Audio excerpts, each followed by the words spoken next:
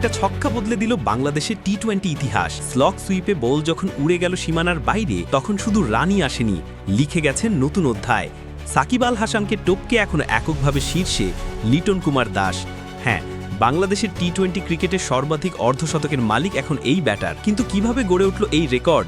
কতটা ঝড় তুললেন তিনি ডাচ বোলারদের বিপক্ষে? আর কিভাবে মাত্র 108 ইনিংসেই ছাড়িয়ে গেলেন বিশ্বসেরা অলরাউন্ডারকে? বাংলাদেশ ক্রিকেটের নতুন রেকর্ড গড়লেন লিটন কুমার দাস। সিলেট আন্তর্জাতিক ক্রিকেট স্টেডিয়ামে নেদারল্যান্ডসের বিপক্ষে সিরিজের শেষ ম্যাচে ব্যাট হাতে ঝড় তুললেন তিনি, আর সেই ইনিংসই এনে দিল তাকে দেশের টি-20 ইতিহাসে শীর্ষস্থান। ড্যানিয়েল ডোরামের একটি ফুল লেংথ ডেলিভারিকে স্লগ সুইপ করে ছক্কায় পরিণত করলেন লিটন। বল সীমানা পেরোনোর সঙ্গে সঙ্গেই তৈরি হলো নতুন ইতিহাস। আন্তর্জাতিক টি-20তে বাংলাদেশের ব্যাটারদের মধ্যে সবচেয়ে বেশি অর্ধশতকের মালিক এখন তিনি। এর আগে লিটন ও সাকিব আল হাসানের সমান 13টি করে 50 ছিল। নেদারল্যান্ডসের বিপক্ষে সিরিজের প্রথম ম্যাচে মাত্র 26 বলে অর্ধশতক করে লিটন পৌঁছেছিলেন সাকিবের পাশে। দ্বিতীয় ম্যাচে তিনি অপরাজিত থাকলেও করেন মাত্র 18 রান।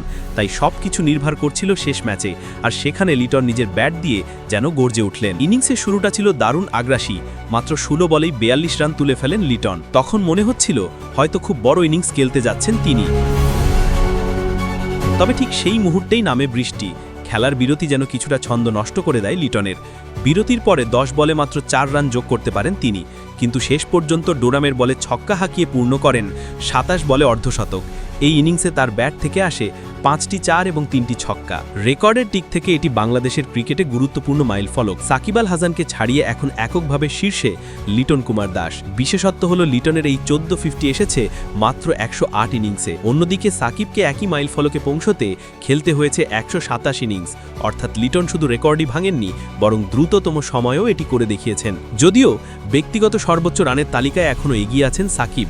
তার সর্বোচ্চ ইনিংস 84 রান, যেখানে লিটনের ক্যারিয়ার সেরা এখন পর্যন্ত 83 রান। তবু ধারাবাহিকতা ও গতির দিক থেকে লিটন প্রমাণ করেছেন তিনি এখন বাংলাদেশের ব্যাটিং লাইনআপের অন্যতম বড় ভরসা। অর্ধশতকের তালিকায় লিটন ও সাকিবের পরে আছেন মাহমুদুল্লাহ রিয়াদ। তিনি 130 ইনিংসে করেছেন মোট 8টি অর্ধশতক।